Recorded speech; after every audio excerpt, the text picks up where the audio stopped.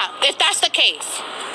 We should kill the kids in foster care that aren't wanted. Who's going to take care of them? I need to know the percentage of people who take children from foster care and abuse them and molest them, who make them like personal slaves. We should just kill them. Statistics before you come to me talking about pro-life. We should kill the victims of molestation. I think... What does this have to do with molestation? You just mentioned people molesting children. We should kill the kids in foster care is what you said. What I'm saying is in general, overall. If I don't want to have a baby, I should have the choice to. Just don't have sex then. Even as teens, people explore. And it's like, as funny as you want to be, people should still have the choice. I think that you just don't understand the magnitude of having a child. I'm not the one who admitted they would be okay with killing babies in foster care and killing children that have been abused. That's not the point. What I'm saying. That's really... All right, Shalom. First and foremost, I want to give all praises, honor, and glory to Yahweh, Bahashem, Yahushai, Bahashem, Rakakadash. Double honors to the apostles and elders of Great Millstone. Salutations to the hopeful elect. Once again, this is going to be a quick hit, Lord willing, to be edifying. So as you can see in this clip, man, a wicked woman, man, all right? As you can see, man, okay, these women, they come with their their cute faces and their fake smiles, all right, but underneath all of that is what we just witnessed, all right? A wicked woman, man, okay, whose heart let's just get it, man. Okay, this is Ecclesiastes chapter 7 verse 6. It says,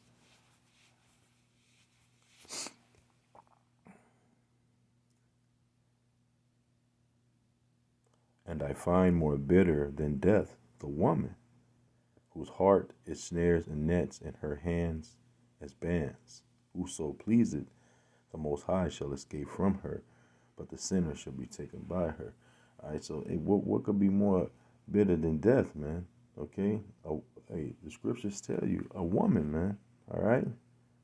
Because these women are wicked, all right? As you can see, you know, they were having a conversation about what, man? About pro-life, okay? All right, and as you can see, the woman who walked up, all smiles, in her heart, okay, is totally against that, man, all right? All right, her mind, the Hebrew word for heart is la, meaning your mind, you know, right? In her mind, it was totally against that. Underneath all of the fake smiles and the soft words, man, okay? What would really lie deep down in there is a wicked woman, man, okay, who's all for putting babies to death, man, okay, meaning she's anti-Yahushai because the Lord says to be fruitful and multiply. You know, this woman probably promotes homosexuals, okay, two men can't procreate, two women can't be pro-life. You know what they say, pro-life, all right? You know, but the woman advocates for the death of babies, man. Okay, why is that? Because these women are wicked. This is what they promote: Planned Parenthood, abortions. She would say, you know, the young ladies should practice, you know, having sex, man, where they can still get pregnant. All right. You know, at the age of 12 years old, you know, you're a man and a woman. All right. You started to you know, to have these what do you call that? Menopause or something like that. You know, you have these you know, these periods where, you know, your cycle comes on, you know, at that age, man. So what is this woman talking about, man? All right, the scriptures tell you that I think it's Proverbs 9, that a foolish woman is clamorous. She know of nothing, man. She's simple-minded. She know of nothing. These women don't know anything, man. All right, that's why she was quick to lash out the way she did, to act out in the manner that she did, because, you know, she doesn't know anything. She doesn't know nothing but violence and to be a murderer, to kill babies, man. All right. This is why it says in the book of Job, chapter 14, verse 1, it says, "Man that is born of a woman is few days and full of trouble," man. All right. See, but a man can't even fully be born to develop to be a man, because a woman was gonna put his ass to death before he's even, you know, conceived in the womb, man. Before he's even formed in the belly, in the womb, man. The woman is already, you know, has him in Planned Parenthood, laid down on that table, ready to take that baby to the chop shop, man. All right. This is Sirach, chapter 26, verse 9. It says, "The whoredom of a woman may be known in her haughty looks and her eyelids." All right, and that's what these women are, man. They're nothing but 304s, man. You know, harlots, man. All right, it says the whoredom of a woman may be known by her haughty looks, man. Yeah, her proud looks. That's why we should not give these women no attention, man, because that's what they seek. All right, they seek the man's attention more than anything, man. All right. So looking at these women being wooed by a woman's eyelids, man. Most majority of these women have on fake eyelids, man. All right, and that's big business here in America. All right, they call them cum dumpsters.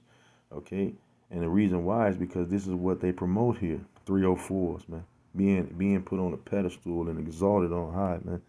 All right, and you know, so this is why they promote abortions, because these women don't want to be mothers, man. They don't want to be accountable for their actions on the choices that they make in life, man.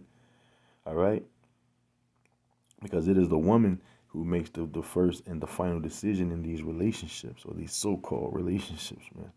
All right, you know, so they push these women to be 304s, man. All right, and these women, they they love to have it so, because therefore they can just hop rod to rod, man. All right, ride in the cock carousel, the Elder Malcolm would say, man. To the cock carousel, ride them. All right, this is you know, what's going on here in Babylon the Great, aka America, man. All right, these women are basically being put in power over the man, man, and they're using these children, all right, to oppress the man. All right, let's get that in the book of Isaiah, Isaiah chapter 3, verse 12. It says, "As for my people, children are their oppressors, and the women rule over them. O my people, which lead thee, cause thee to err, and destroy the way of thy path," man. All right, and this is what they do, man. They use the child for as a weapon to get money out of the man, to further oppress the man, and keep him, you know, to basically be under the woman's rule, and to have to accept the fact that the woman sets the dates and the times, or her God, which is the so-called white man, through the court system, whether the man sees his father, or Salakia sees his son or daughter for a certain amount of time, man. All right, because after that you have to give the baby back to who? To these wicked women, man. All right, which don't really have the child's best interest at hand. All right, they're using the child to, you know, because she's bitter, man. She's mad at the child's father. She couldn't get him to do what she wanted him to do. All right, when that's completely out of order, man. When you go into the book of 1 Corinthians 11:3, it says that a man is the head of the woman. All right, you go into Sirach, the 36th chapter, it tells you, Sirach 36:24, that he that getteth the wife getteth the possession, man. All right, these women hey, man, are completely out of order, and they're gonna pay, man. They're gonna be destroyed for that, man. All right, this is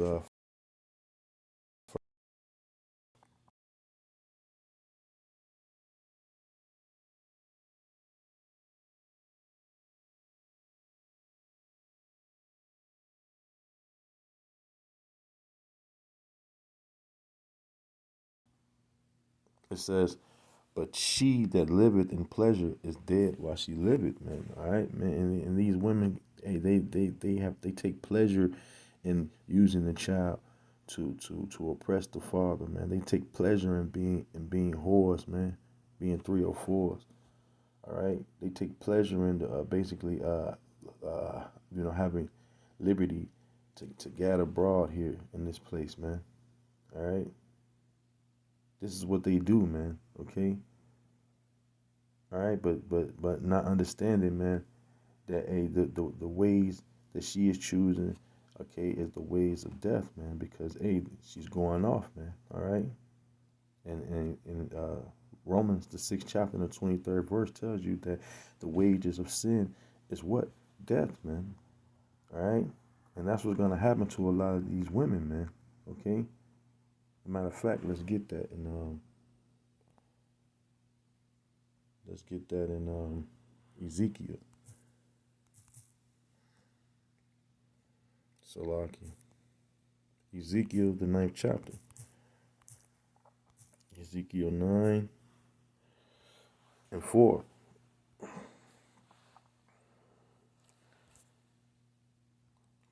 It says, and the Lord said unto him, go through the midst of Jerusalem. Salaki, go through the midst of the city, through the midst of Jerusalem, and set a mark upon the foreheads of the men that sigh and that cry for all the abominations that are done in the midst thereof. And to the others he said in my hearing, go ye after him through the midst of the city and smite. Let not your eye spare, neither have ye pity. Slay utterly old and young, both maids and little children, and women. But come not near any man whom is the mark, and begin in my sanctuary. Then they begin at the ancient man which was before the house. Hey, so the Lord is basically, going to destroy a lot of you women, man. Why? Because you're wicked. All right, you're around here being at blowing every man's rod. All right, and wiping your mouth if you have done no wickedness, man. All right, kissing another man and the babies in the mouth. All right, hey, the Lord see all of these things, and this is why He's gonna send those death angels upon you, man. All right, because you're doing wickedness and you think you're not gonna be judged for it, but judgment is coming really soon for these women, man. That's why it says this in the book of Isaiah, chapter 32, verse 9.